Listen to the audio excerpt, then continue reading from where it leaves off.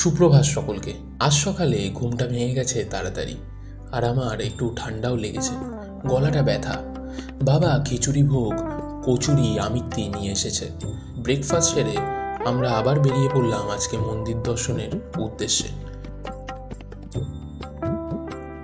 প্রথমেই আমরা এমন একটা মন্দিরে গেলাম যেটা দেখলে মনে হবে কোনো দক্ষিণ ভারতের মন্দির।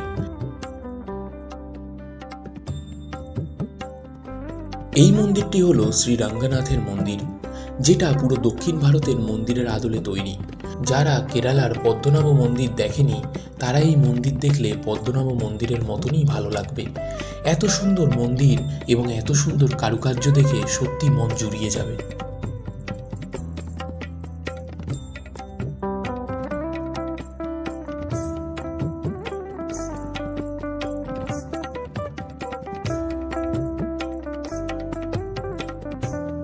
এখানে সামনেই সরোবরটি রয়েছে। এই সরোবর থেকে খানিক এগিয়ে গেলে এই সোনার তালগাছটা দেখা যায়।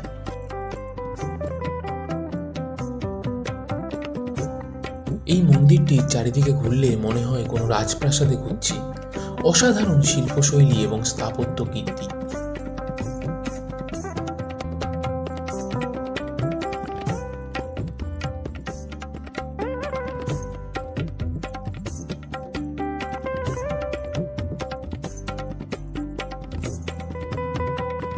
এখানে বাঁদিক থেকে শ্রী গৌরা দেবী, মাঝে শ্রী রাঙ্গা মান্নার ভগবান এবং ডানে শ্রী গরুরজি রয়েছেন। প্রণাম সেরে মন্দিরের সামনের ভাগে আসতেই দেখলাম দক্ষিণ ভারতীয় সঙ্গীত বাজাচ্ছিলেন এনারা।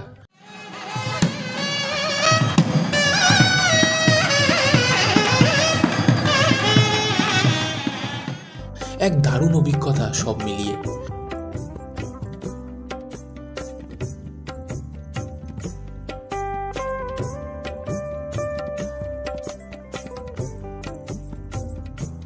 আমরা সেখান থেকে সামনের মিউজিয়ামে গেলাম। সেখানে শ্রী বিষ্ণুর নানান অবতার, শ্রীকৃষ্ণ তথা মহাভারতের নানান দৃশ্যকে খুব সুন্দরভাবে উপস্থাপন করা হয়েছে, যেমন মৎস্য অবতার, কূর্ম অবতার এবং সমুদ্র মন্থন, বরাহ অবতার, নৃসিংহ অবতার, বামন অবতার, পরশুরাম অবতার, বলরাম অবতার, কল্কি অবতার। শ্রীকৃষ্ণকে কারাগার থেকে নন্দরাজ্যের ঘরে স্থানান্তর,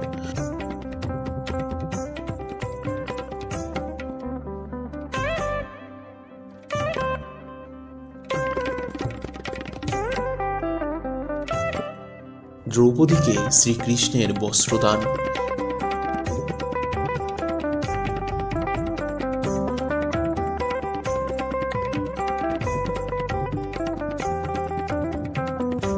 भगवान जी की सवारी,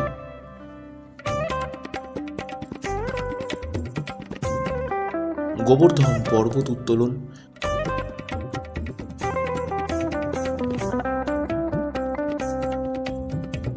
कृष्ण अवतार, रावण बध,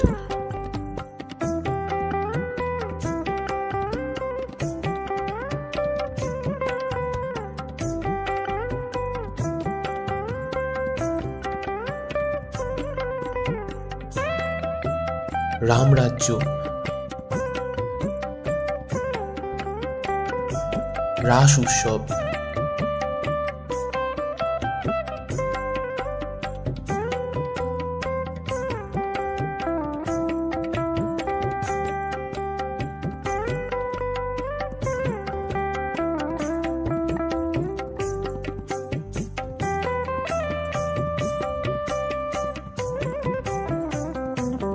শ্রীকৃষ্ণ এবং মীরাবাইয়ের মূর্তি,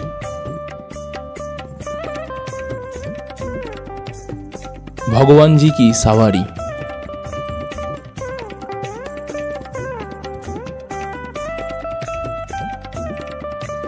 এরপরে আমরা গেলাম ব্রহ্মকুণ্ডে।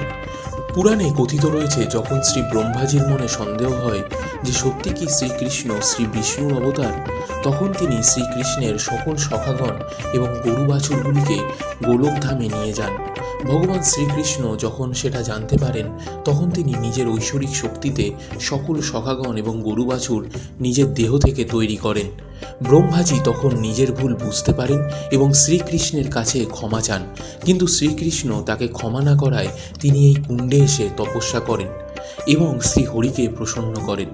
এই পিলারটা যেটা কিনা এখানে রয়েছে, বলা হয় এটা ৫,৫০০ বছর পুরনো।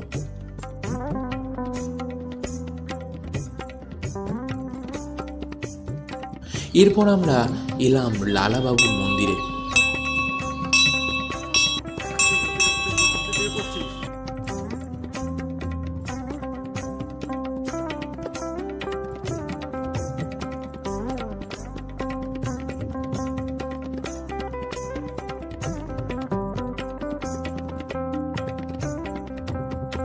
সামনেই ছিল শ্রীধাম গোরা বিহার মন্দির।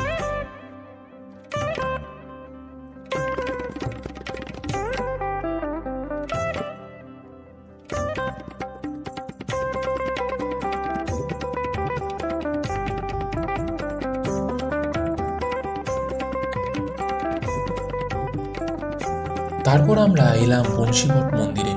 এখানে দুপুর 12টায় মন্দির বন্ধ হয়ে যায়।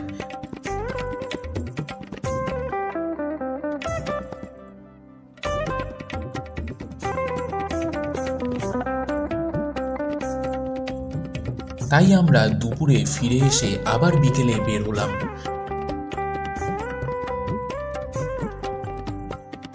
বৃন্দাবনের গলি ধরে আমরা এগিয়ে চললাম নিধিবনের উদ্দেশ্যে। এটা বলা হয় যে আজও রাতে শ্রীকৃষ্ণ এবং রাধারানীজি এই নিধিবনে এসে রাসলীলা করেন।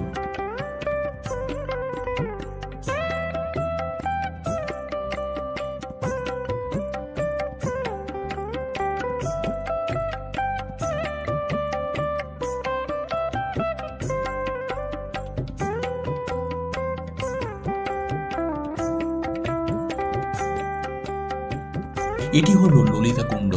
এখানে বলা হয় যে নিধিবনে থাকা এক একটা তুলসী গাছ আসলে এক একজন গোপী, তাই মা বাবা তাদের মধ্যে একজনকে চুড়ি উপহার দিয়েছেন।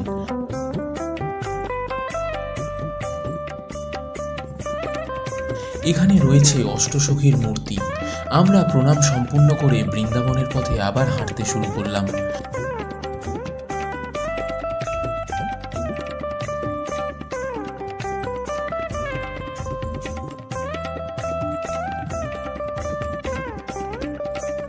পৌঁছালাম পুরনো মীরাবাইয়ের মন্দিরে।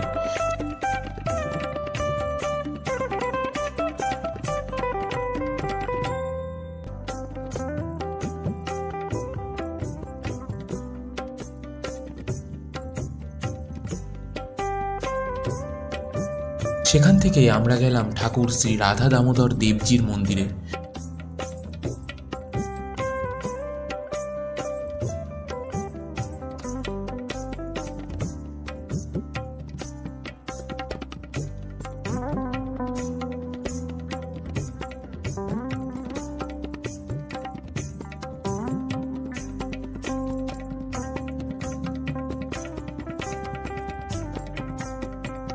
আমরা সেই মন্দির প্রদক্ষিণ করলাম